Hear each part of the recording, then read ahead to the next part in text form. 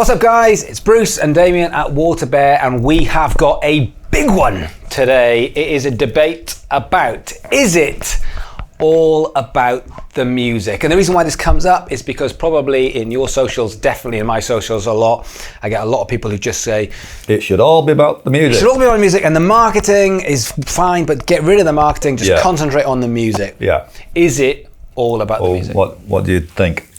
Well, I think we're going to slightly agree, and I think it's just a case of how far, because I absolutely don't think it's about the music, but I think it's further across of how little it is about the music in today's music industry than it has been in the past. I disagree. I love it! So, shall I tell you why I disagree? Yeah, because you're old. Right, so it's not because I'm old. It's just this practical problem that we've got. So, you know, we've got a couple of festivals going off. We just had Isle of Wight, we've got Download, we've got there's loads of festivals. Festival season, isn't it? Yeah. So, most festivals these days have some kind of stage for emerging artists. We run a couple of them. Yeah. And that kind of puts you at the kind of coalface a little bit. And there's a technical thing. There's just loads and loads and loads and loads and loads and loads of bands. Yeah. And there's one thing that is the biggest differentiator, and that's the music. And specifically, what you're really looking for in all this pile of bands is one career-defining song. Yeah, I agree with that. So you're looking for great music. That career-defining song, Yes. I agree with. You need to have something that people are going to latch on, or that career-defining message. And the song, in my opinion, when it comes to the music, then, if you've got such a strong message that people stand for, and the music, you're not going to do anything with bad music. I'm not saying bad music will get past, but the issue I have is, unless you have that we're talking world-class song that changes the world. You know, Nirvana, Smells Like Teen Spirit. After that, do what you want. Yeah, should I stay, should I go by the Clash? You know, at that point. But I think most people watching aren't in that boat, as harsh as it is. Most people are making very good quality music. That's the point. The problem is the amount of bands that are making good music and good videos. Yeah. So, but the differentiator, as it always has been actually, is the ones that pop over into that sort of really great bit, you know. And, you know, I think... do you not think, in that case, do you not think that if you're making really good music, of which there's loads of bands watching that are making really good music, not world-class, world-defining music, but really good music, so therefore, carry on making the good music, and then everything else kicks in to absolutely drive it along the line, which is... you've got to have the bits. Not, and people think it's marketing. It's not marketing. It's not. It's communication. Yes. It's having a message. It's how you look. It's how you relate to people. It's how hard you work. It's how fast you get your music out. It's the strategies behind what you do then that takes good into being a band that allows you to get 10 years down the line where you get better and better and better. And all that stuff's important, but the interesting thing is that people have the music together tend to have the other stuff together as well as a byproduct, because they've simply got high standards, you know. And also, all the bands that say to me, it should all be about the music, generally do have weak press shots and a weak EPK, and they haven't really worked hard on anything else. But also, usually the music isn't anywhere near as good as they think it is. Yeah. And the people who go, roll their sleeves up and go, I'm going to write a great song, I'm really going to understand what the responsibilities of an artist are. I think that's the key to what we're talking about. Because when I'm talking about good music, I don't mean necessarily people who can play and sing well. Right. Sound good. Yeah. That's craft. I'm talking about the art in artist, standing for something. And to me, that's a good song, like Pulp. So that, but then... Can't play. But then that's where I agree. This is where we start to find the boundaries, because is it all about the music? In my opinion, no, absolutely not. Because the music are, you know, the notes, the order of the notes, the tempo, the lyrics and the subject matter, yes, but the art in artistry... Yeah. This explains our difference with Jimi Hendrix, for example. Right. Doesn't it? Because I should explain, Damian very, very foolishly thinks that Jimi Hendrix isn't very good.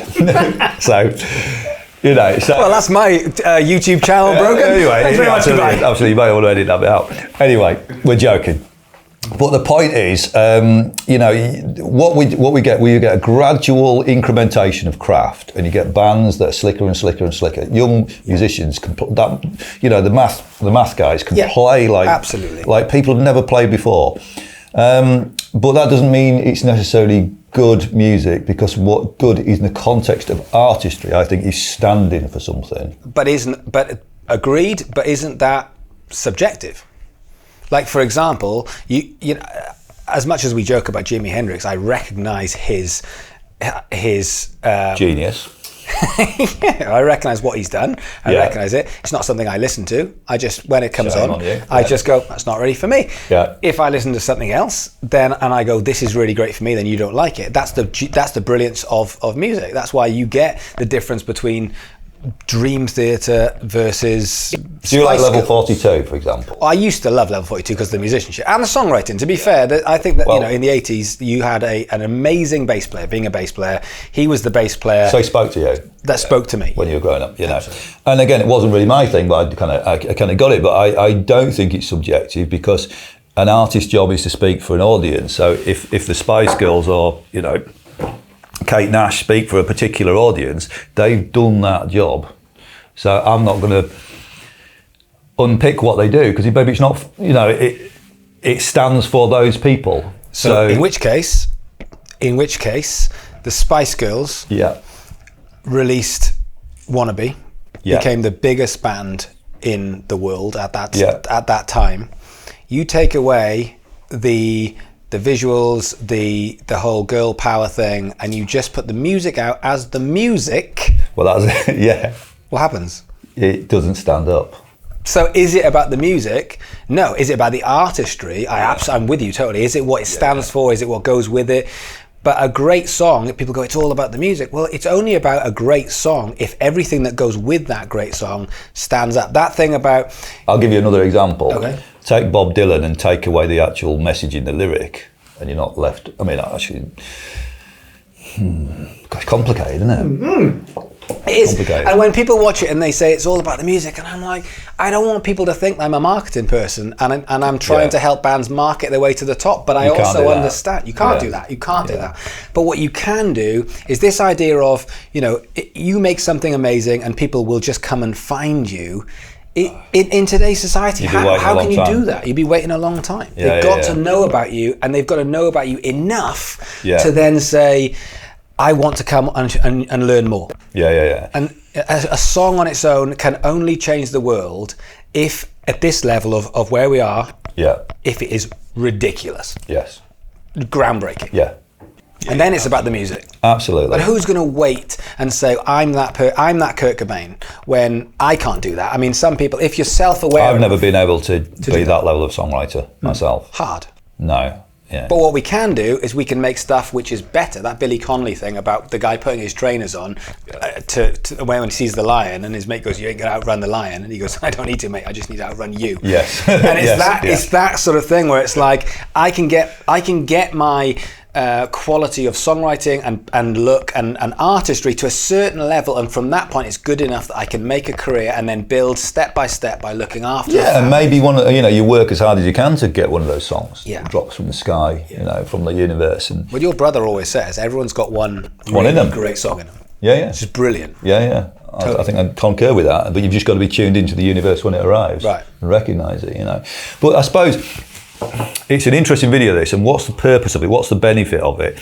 It's probably it's helping people understand how to manage their career. And I think what we are flagging up is a danger of using that phrase, it should all be about the music, as a way of being a little bit complacent about the work that you actually have to do. Yeah. I also feel now that people see the marketing, the social media, the fashion, everything else. I used to have the thing where take me as I am. It's all about the music. Whereas now it's the same thing with social media, marketing, and everything else. What it comes down to is that is part of the creativity, and it should be part of the fun. And it shouldn't be a dirty word. I totally agree with that. Dirty word. Social media is part of how you make the music fantastic. Well, if you take a Renaissance character like Jack White, for example, they put a creative approach onto everything they do. whether it's starting a record label, organising a photo shoot, putting together an EPK, writing a song, organising a studio. Yeah. It's the same thing. Absolutely. And that's what I see. That's a type of behaviour that I'm seeing all over the place. And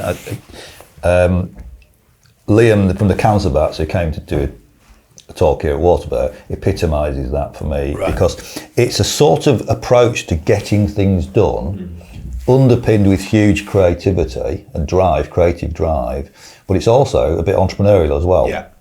But even the entrepreneurial kind of traditional capitalist stuff is actually, it's about sustainability and being ethical, but it's about producing stuff, creating, you know. And everything's about creating. Every photo shoot, every video shoot, every piece of content, it's about how creative you can be. So, are you saying then that it's a mistake to separate out I think so. I mean, the music from the art? One thing I wanted to do is I wanted to look at this when I knew we were going to have this debate is I don't think it's about the music. I don't think anyone would agree that it's purely solely about the music. What's the percentage? Yeah. Oh, interesting. Well, I suppose it changed the minute MTV arrived on the scene, didn't it? So that kind of 50-50 did it as video. And then MySpace came along, Facebook, Instagram, YouTube, all of these things have now made this kind of balance sort of ups and downs. I love this, yeah. So where would you think it is right now with music versus you could call it artistry, you could call it marketing, you could call it message, you could call it story, but effectively the whole thing to me is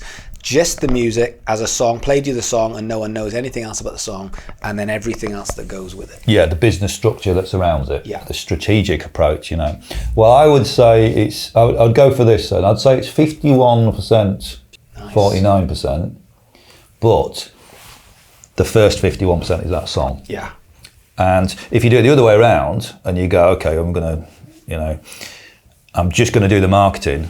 Yeah. 100%. There's nothing to market, is there? Yeah. So totally. I think the quality of the product still trumps that, and you will still say, I'll make a prediction with my crystal ball, that we will still see songs that come out of the garage that are that good that change the world. Yeah. Just because on the strength of the song. That you can't keep them in the box and you can't stop people finding out from it. I will go with that. I'll agree. Good. Oh, well, you agree? Yeah, it's brilliant. That's disappointing. To sum up, it's about being grown-ups, isn't it? And it's about being honest with yourself when you are making excuses and you just don't want to work that hard. And, yes, it should all be about the music. We have to be realistic. We have to play the game. We have to live with reality and engage with it if we want to get stuff done. And I suppose the way to look at this, look at what your heroes do.